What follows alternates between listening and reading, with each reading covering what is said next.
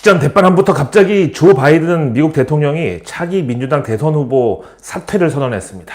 바로 현지 시간 토요일 저녁까지만 해도 멀쩡하게 나는 다음 주 월요일부터 다시 선거 캠페인 뛸 거라고 이렇게 말했던 바이든이 갑자기 자고 일어나서 자신의 트위터에다가 후보 사퇴 성명문을 올려버렸고요. 도대체 그 사이에 무슨 일이 있었던 건지, 그리고 이 상황을 그 카멜라 해리스 부통령 측이나 오바마 측근들, 그리고 심지어 백악관에서도 대통령 비서실 일부만 빼고는 아무도 모르고 있다가, 그러니까 바이든이 이제 토요일 저녁까지만 해도 대선 후보직 계속 수행하겠다고 거기서 업데이트가 멈춘 상태로 토요일 밤 잘 자고 일어나니까 갑자기 일요일 오전에 바이든이 트위터에다가 사퇴하겠다고, 이런 소식을 그 사람들도 다 트위터 보고 알았대요. 그래서 충격에 빠졌다고 합니다. 여기에 대해서 먼저 트럼프 측에서는 대선을 치르기도 전에 나는 이미 승리했다. 이제 그 다음에 누가 나오든 결과는 마찬가지일 것이다. 이렇게 지금 바이든 사퇴를 곧 그 바이든 패배 선언으로 뒤집어 씌워버렸고, 그 다음에 이번에 지지 선언을 받은 카멜라 해리스의 경우도 지금 약간 어리둥절하다는 그쪽의 후문이 있습니다. 그래가지고 이제 바이든 사퇴와 동시에 카멜라 해리스가 민주당에서 대선 후보로 직행을 하느냐, 여기에 대해서 사실은 카멜라 해리스가 지금 어리둥절한 연기를 하고 있지만 바이든을 직접 설득하거나 둘이 딜을 한 거 아니냐. 그럼 미셸 오바마랑 그 캘리포니아 주지사 게빈 뉴섬, 이 사람들은 결국 민주당 잠룡이었음에도 불구하고 바이든한테 철저하게 배제당한 거 아니냐. 그 이유가 뭐냐. 지금 이런 것들로 시끄러운 상태입니다. 근데 바이든 입장에서는 어차피 내년 1월 말까지는 본인이 대통령 임기를 수행할 수 있는 현직 대통령이기 때문에 본인이 누구한테 대선 후보 자리, 즉 권력을 승계해줄 그런 판을 깔아줄지는 본인이 선택할 수 있는 게 당연하다는 입장이고, 그게 바로 미셸 오바마가 아닌 카멜라 해리스였습니다.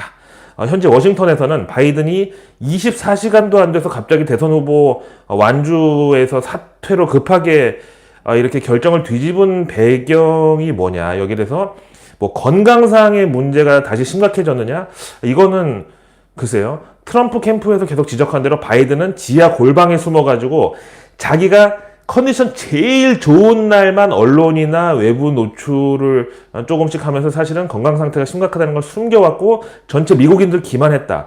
그래서 이런 주장이 맞을 수도 있지만, 지금으로서는 이제 워싱턴에서 얘기 나오는 게 미국 민주당 내부의 신구 권력 충돌, 그리고 흑백 갈등의 서막이 열렸다고들 이제 말이 많습니다.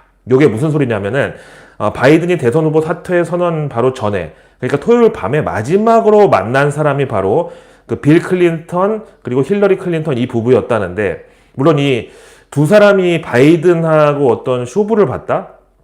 이런 그 시나리오는 조금 조심스럽기는 한데, 그렇다고 이 사람들이 또 카멜라 해리스를 굳이 밀어줄 만한 두 사람들 간의 접점은 없단 말이죠.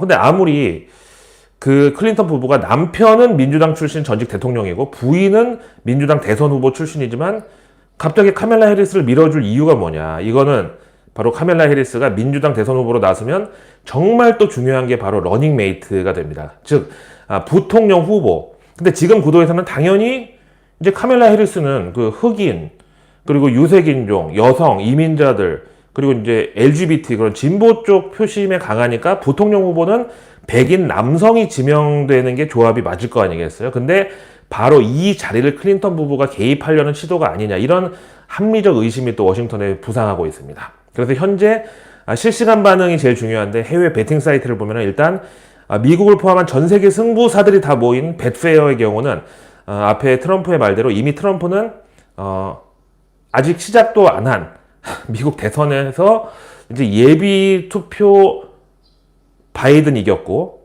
그 다음에 본선인 11월 5일 미국 대선도 역시 트럼프가 승리할 가능성이 압도적으로 높은 것으로 나와 있고, 그 다음에 이제 미국 내 이용자들로만 한정된 폴리마켓의 경우는 바로 전날 바이든이 사퇴 안 하고 완주하겠다고 똥꼬집 부렸을 때, 그때 트럼프 당선 확률이 한번 급등했는데, 그게 지금 A자형으로 꺾이면서 이게 다 카멜라 해리스한테 가서 여기는 당선 확률이 반대로 V자 급등이 지금 나오고 있는 상황입니다. 물론 절대적인 이제 수치로 따지면은 뭐 이 카멜라 해리스도 수치가 수치스러운 수준이긴 하지만, 그래도 미셸 오바마는 거의 우리로 치면 뭐 예전에 그 장세동이 대통령 선거 나왔던 그런 격으로 완전히 그 소수 후보로 당선 확률이 형편없이 나와 있습니다. 어쨌든 그럼 지금 이 시각 오바마 부부의 안방에서는 어떤 일들이 일어나고 있느냐.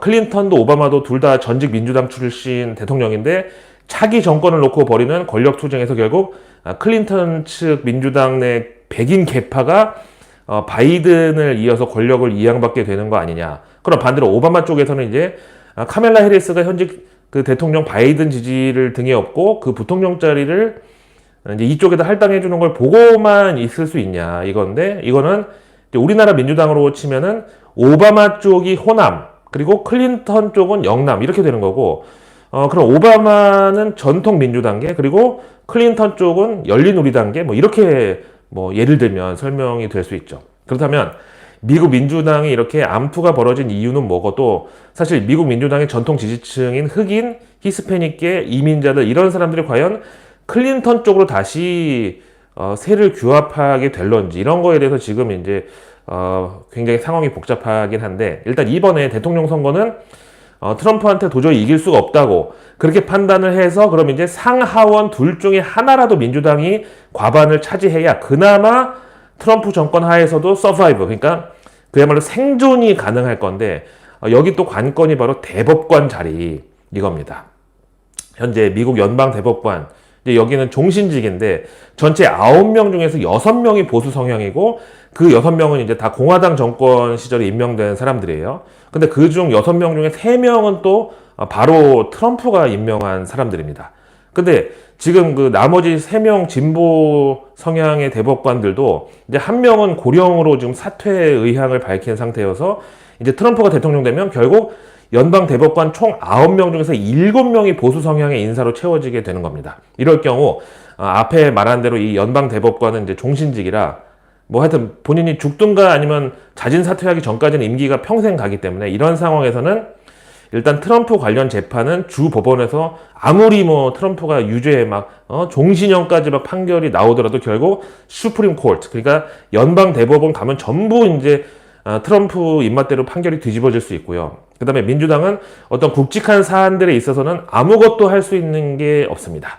근데 이런 연방 대법관 인사도 미국 상원에서 표결을 거쳐야 되는 그 사안이기 때문에 지금 민주당에서는 상원만이라도 어쨌든 과반을 차지하는, 우리가 흔히 얘기하는 여소야대를 지금 최대한 만들어 보려고 이렇게 바이든을 사퇴시킨 게 아니냐. 그래서 이제 상원 하나만 민주당이 과반을 먹더라도 공화당 내 반 트럼프 인사들하고 최대한 협력해서 그 트럼프 연방 대법관 그 자리를 완전 장악하는 걸 막으려는, 이거 말고는 지금 다른 건 신경 쓸 여력이 없는 거죠. 자, 현재 트럼프 캠프에서는 바이든이 빤스런했다. 바이든이 바이했다.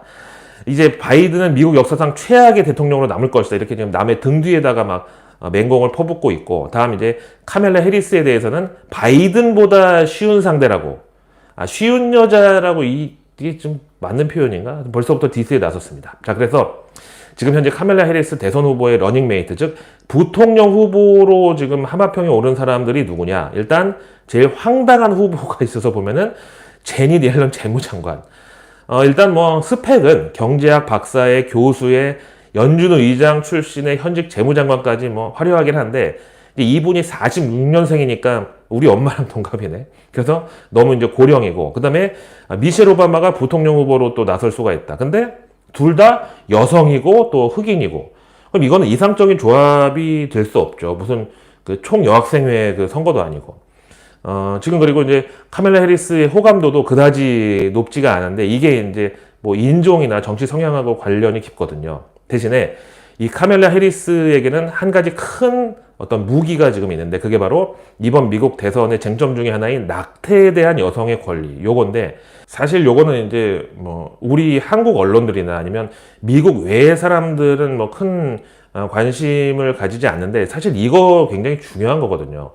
미국이 아시다시피 이제 청교도 국가다 보니까 낙태에 대해서 굉장히 엄격하게 법으로 금지를 해 왔는데, 요즘 들어서, 근데 이것도 뭐 요즘이라고 하든 뭐 어쨌든 오바마가 대통령 선거에 나왔어요. 그때부터 이제 민주당하고 진보 그 계열에서는 여성이 자기 몸에 관한 문제는 스스로 결정할 권리를 가져야 된다는 이 주장이 상당히 커지고 있습니다. 그래서 이제 카멜라 해리스의 경우는 이제 민주당이긴 하지만 사실 본인이 독실한 그 카톨릭 그 신자고 또 이제 집안 자체가 뭐 다 모태 신앙이고 이래가지고 그동안 그 어보션 이게 우리말로 이제 임신 중지 이제 이 단어를 그동안 입에 담는 것조차 상당히 금기시를 해왔는데 이제 이번에 미국 최초 여성 대통령에 도전하는 후보로서는 이걸 과감하게 이제 승부처로 활용할 수 있는데 이게 또 표심에 크게 영향을 미칠 수 있다는 분석입니다. 그 다음 이제 현재 캘리포니아 주지사 게빈 뉴섬. 근데 이제 이 사람도 차기 대권 후보 중에 한 명인데 그래도 이제 민주당 내 서열은 카멜라 해리스보다 높단 말이죠. 근데 그 밑에서 부통령을 한다? 여기에 대해서 본인이 조금 난색을 표했다는 설이 있습니다. 그 다음에 이제 드디어 클린턴 부부가 꽂을 제3의 인물이 나올 가능성인데 글쎄요. 지금 미국 대선 딱 3개월 남은 시점에서 제3의 인물이 듣보잡이 만약에 나온다고 하면은 뭐 선거에 얼마나 도움이 되겠습니까? 그래서 지금 부통령 후보는 하여간 클린턴 부부의 몫으로 지금 넘어간 상태에서 카멜라 해리스는 일단 클린턴 후보의 합격 판정 혹은 적합 판정 이런 거를 일단 받은 상태고 자 그래서 이제 지금 바이든이 카멜라 해리스 지지 선언을 한 거는 여기 이제 클린턴 부부의 영향력이 들어갔으니까 이제 카멜라 해리스는 일단 뭐 클린턴의 성은을 입었다. 그럼 이제 그 러닝메이트 부통령 후보도 클린턴 부부가 이제 영향력을 행사한다. 그 몫으로 넘어갔다고 하면은 민주당 내 인사들이 또 열심히 어필을 하겠고 일단 백인 남성 자리가 유력해 보입니다. 러나 반갑습니다. 자다가 새벽에 뉴스 보고 벌떡 일어났는데요. 일단 다 필요 없고 그럼 이 바이든 사퇴 소식 그 카멜라 해리스 지지 선언이 우리 K 증시에는 어떤 영향을 미칠 것이냐. 이게 우리한테 호재냐 악재냐. 일단 가장 1차원적으로다가 우리 이제 K 증시에는 이제 유동성 그리고 특히 이제 달러 캐리 트레이드만한 만병통치약이 따로 없는데 그래서 이제 이번 바이든 사퇴가 솔직히 바이든이 사퇴하기 바로 직전까지는 트럼프에 대해서 또는 이번 대선을 대하는 그런 어떤 민주당의 전략에 있어서 이제 공격 모드가 주였다면 이제는 수비 모드로 전환을 한 것이라고 저는 보고요. 그럼 이제 딱 떠오르는 게 지금 트럼프가 막 어깃장 놓고 있는 연준의 9월 금리 인하 이 시나리오는 당장은 조금 흔들릴 수가 있겠다. 그게 이제 달러 강세와 환율 상승을 타고 우리에게 외국인 매도세로 이어질 수는 있겠다는 생각인데 그럼 이제 현재 이 9월 금리 인하 확률이 97.1%까지 올라와 있는 상황에서 이게 만약에 뭐 절반까지는 아니더라도 한 60% 수준까지 떨어진다. 그러면 당연히 뉴욕 증시는 물론이고 우리 K 증시에서 유동성 도로 뱉어내야 될 게 이제 어느 정도 각오는 해야 될 것 같고 그럼 일단 우리끼리 뇌피셜보다는 앞에 보여드린 베팅 사이트에서 하여간 밥만 먹고 그것만 들여다보는 사람들이 현재 뭐 트럼프 승리가 그래도 우세하다는 쪽에 몰려 있다 보니까 이제 그럼 그놈의 트럼프 트레이드는 또 지금 살아나는 거냐. 근데 저는 이거에 대해서 역시 일시적일 것으로 보고요. 트럼프가 지금까지는 이제 대선 후보로서 그러니까 뭐 도전자로서 약간 매운맛 버전으로 세게 그렇게 활약을 해온 게 사실이지만 이제 만약에 이제 대세론으로 그 굳히기에 들어갈 경우 당연히 이제 조금 보수적으로 보신주의로 좀 돌아설 가능성이 크다고 봅니다. 왜냐면은 이제 누가 봐도 차기 대통령 그 들어가는 그런 수순으로 돌입했는데 이런 트럼프가 일명 오럴 리스크 그러니까 말로 여기저기 막 똥 뿌리고 다니는 이걸 계속한다면은 미국 유권자들은 트럼프가 대통령 되기도 전부터 저 사람은 안 될 것 같다 이런 비호감도 올라가면서 여기 좀 피로감을 갑자기 피해서 살에 들려 피로감을 느낄 수 있다. 거기다 이제 트럼프는 현직 대통령인 바이든하고 새로운 대선 후보 카멜라 해리스든 누구든 하여튼 두 사람을 상대로 2대1의 싸움을 이제 해야 되는데 여기서 화력을 분산시키면 안 되니까 최대한 말을 아끼고 그래서 우리가 지난 2주 동안 그 당한 그 트럼프 트레이드 그놈의 그 광풍처럼 갑자기 어디서 트럼프가 또 어디서 뭐라고 떠들었다. 외신 보면은 이제 뭐 아침 먹고 전기차 까고 점심 먹고 반도체 까고 저녁 먹고 대만 까고 그 다음에 밤에 야식 먹고 유럽 까고 뭐 이런 식의 공격적인 스탠스는 좀 걷어들일 것으로 저는 봅니다. 그래서 그 증거로다가 이제 트럼프가 맘먹고 지금 밀어주고 있는 이제 그 코인 시장 그 중에서도 현재 실시간 비트코인 가격을 보면은 당연히 바이든 사퇴 소식 이후 또 한번 급등이 나오긴 했는데 예상보다는 그 상승폭이 크지가 않습니다. 자, 저는 오늘 저녁에 아예 일주일치 뉴스를 미리 전해드리는 한 주 뉴스 미리 보기 라이브로 찾아뵙겠습니다. 자, 오늘 여러 가지로 좀 속 시끄러운 그런 하루가 될 수 있는데 어쨌든 월요일 무탈하게 잘 보내시고요. 저도 하루 종일 뒤에서 우리 구독자님들을 응원하고 있다가 저녁에 뵙겠습니다. 고맙습니다.